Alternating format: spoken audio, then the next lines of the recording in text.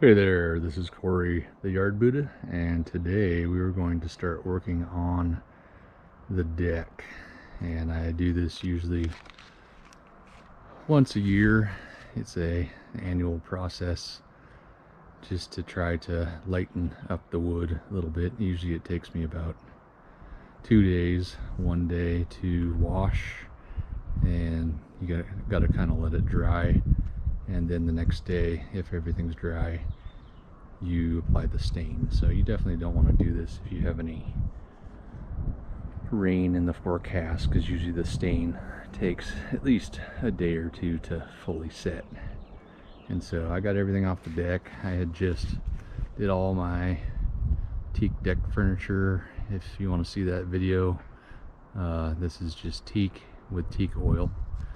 And so, but now we're going to work on a little different beast. This is actually made of ipe, which is called a Brazilian ironwood, and it is very rot resistant, insect resistant, and super dense. So here's like a plank, which the deck should kind of look like this after I'm done cleaning everything, but it is super heavy. It actually sinks in water, and we actually use this groove system here on our deck, so there's no screw holes. It just kind of uses the little sliders in between there to go into the groove, and then you screw those screws in there. And this is probably 11 or 12 years old that we had it, and this stuff is actually even fireproof. I was considering putting a fire pit right in the middle there when we were first designing it, and the guy said it would be fine, that the embers and stuff wouldn't do much, but I'm very glad that I didn't do that, and I built my fire pit out here because we end up using it maybe like 5 or 6 times a year. So would have been a waste of space. But you can kind of see over here where it's gotten more gray, and I think it turns mostly gray because of the water. Over here is where I normally keep my table, and there's a big umbrella, and so it's a little bit lighter, hasn't grayed as much, and it probably gets more sun, so it keeps drying out the water. But I used to sand this every year, and it's just so dense that I could even use like 30 grit sandpaper and it would barely scratch the surface, and then it would still turn gray over the winter. So my process now is I'm going to use a power washer and just power wash the heck out of this, try to strip off most of that top layer. And then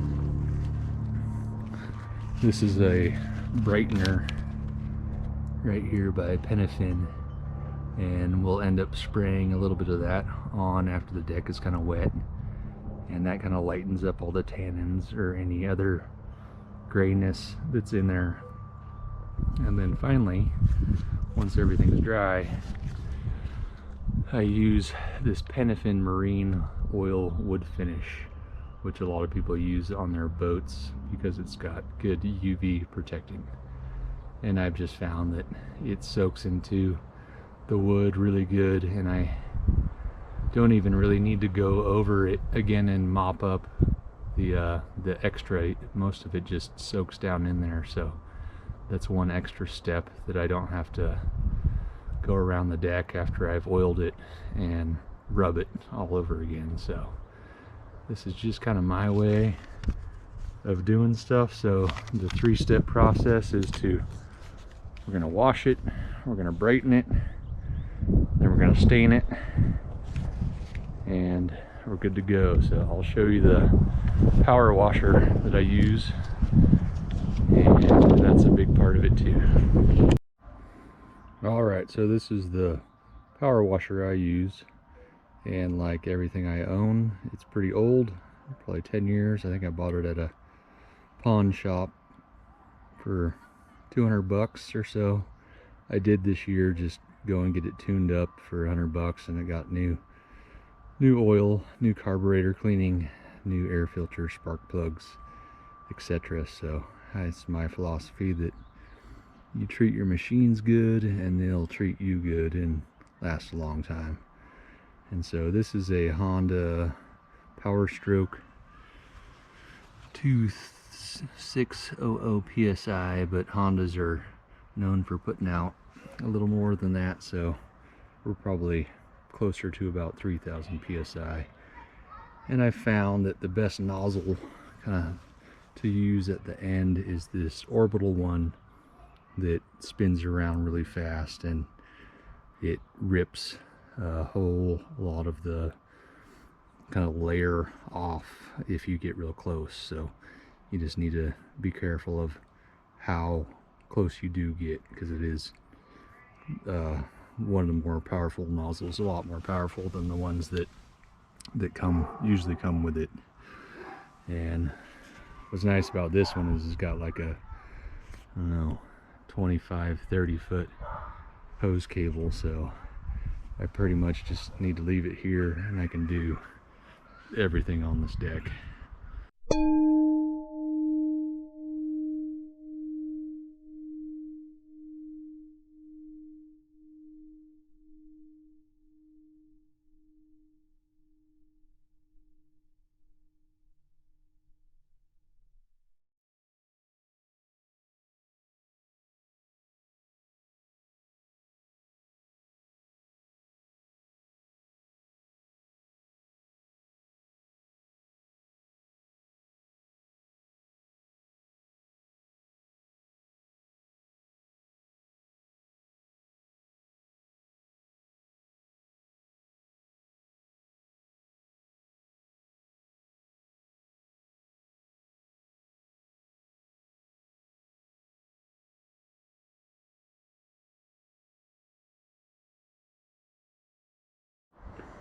Okay, so I'm ready for step 2 in my deck cleaning process. I got everything power washed. And I do have a lot of deck here. Took me some time.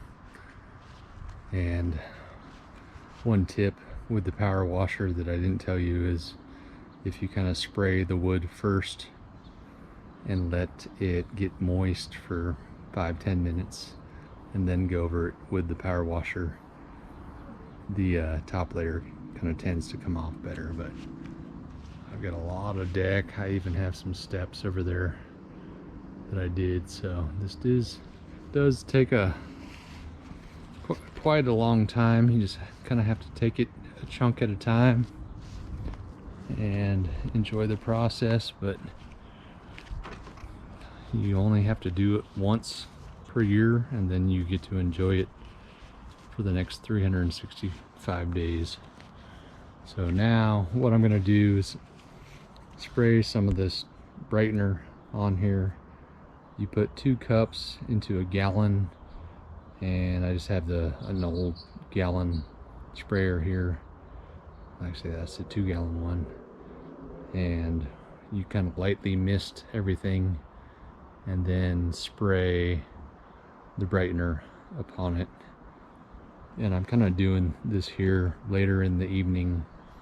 You don't want it to dry out too fast, and the more you can leave the Brightener on there, the more it'll work. So it's kind of later in the afternoon right now, not tons of direct sunlight on the deck, and so that's what I'm going to do right now.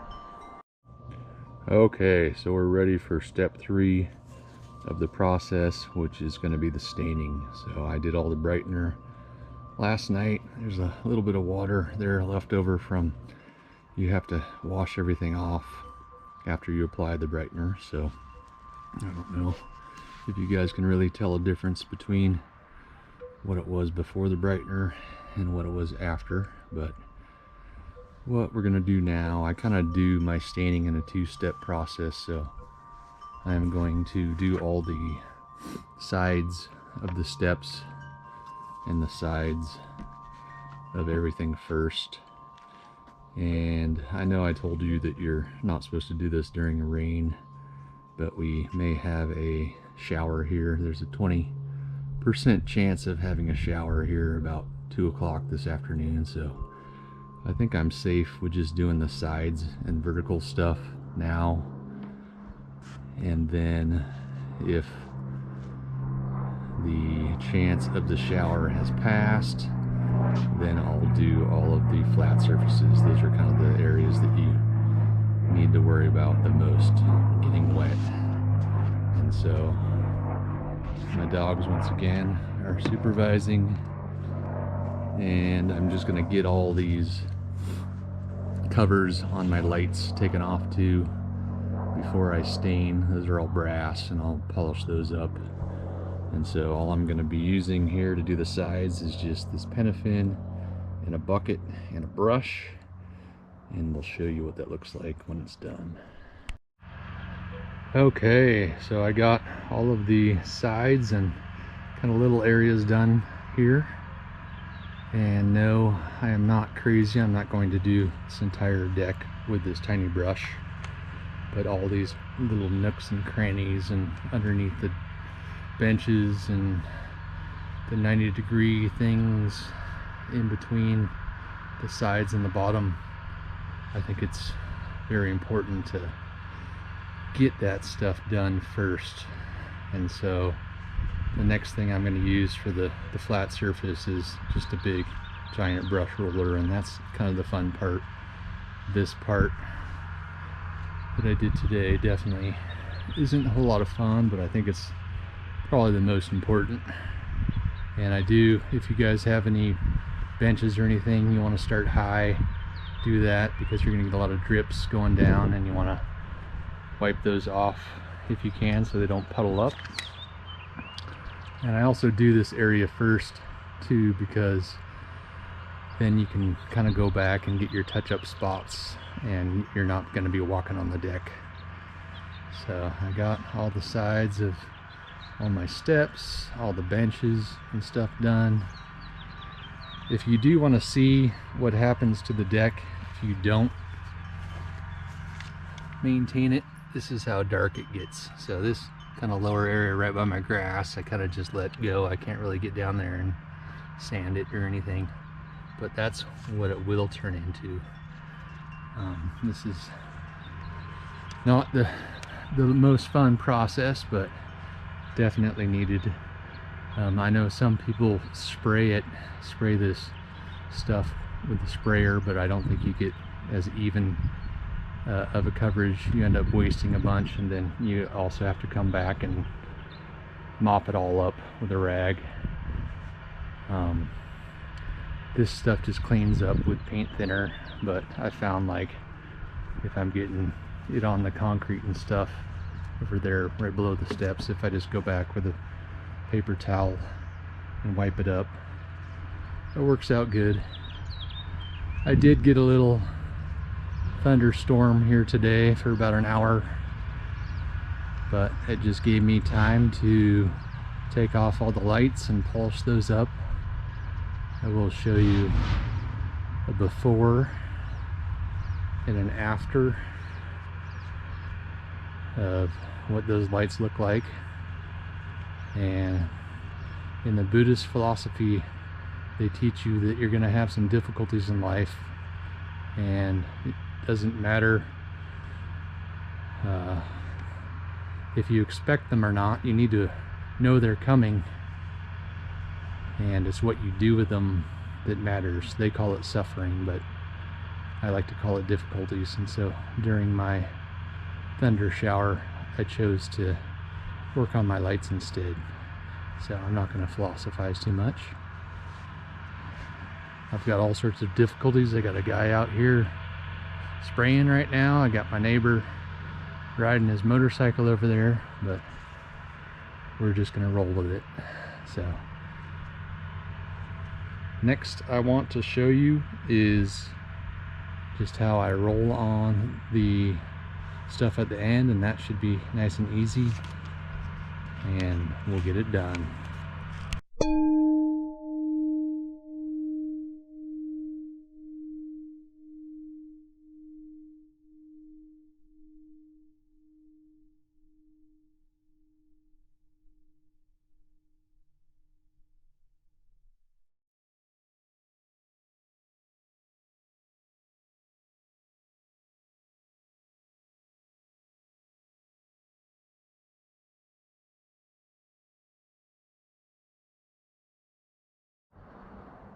Okay, here is the finished product, and it is all oiled and ready for another year of use. Of course, my dogs ran on it too early, and my wife came out and used the hot tub too early, but it still is all good.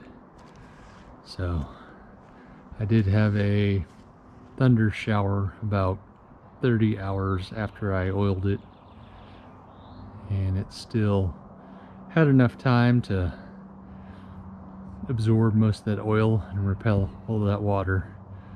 And so you just want to make sure to give yourself some time to let this stuff set in. But so far so good. I got all the lights nice and polished, and they're looking good. I've got like 2 more weeks of rain, so I just had a tight little window that I was able to do this, but we are good to go to get the furniture back on the deck, and away we go. So hope you guys like this project. I did have a little problem with some bugs, and I always do. Once I oil it, they like to land on it and commit suicide and land right in the oil, and so I did have to use a hose and blow all those off. I'll show you guys a picture of what the bugs look like.